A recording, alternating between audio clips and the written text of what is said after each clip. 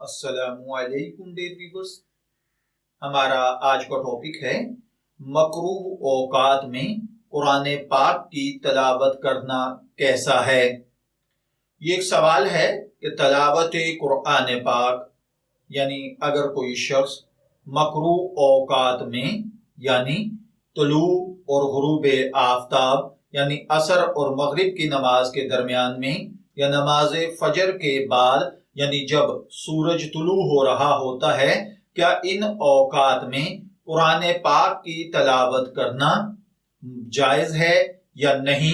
यानी ये वक्त इबादत के लिए या फर्ज नमाजों के लिए मकरूह समझे जाते हैं।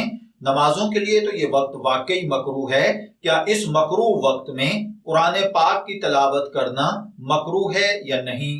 तो देखिए भाइयों और बहनों, तुलू और गुरूब के वक्त तलावत कुरान पाक जायज है, लेकिन औकात मकरूहा में बनिस्बत किरात कुरान के आप कोई दुआएं पढ़ें, दुरूद पाक पढ़ें या तस्बीहात पढ़ें, वो ज्यादा बेहतर है।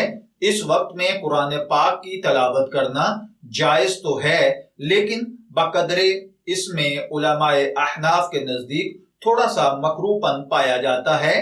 लिहाजा इस वक्त में तलावत करना हराम नहीं है, जायज है, कर सकते हैं, लेकिन ज्यादा बेहतर है कि आप ये वक्त दुआओं में, दुरूद पाक की अंदर, तस्बीह में या दीगर दुआओं में गुजारिए। मैं दुआगो हूं कि अल्लाह ताला हमें इन बातों को समझकर इनके मुताबिक अमल करने की तौफीक अता फरमाए। शब्बीर अहमद को इजाजत दीजिए, फिर हाजिर होंगे किसी नए टॉपिक के साथ। तब तक के लिए अल्लाह हाफिज।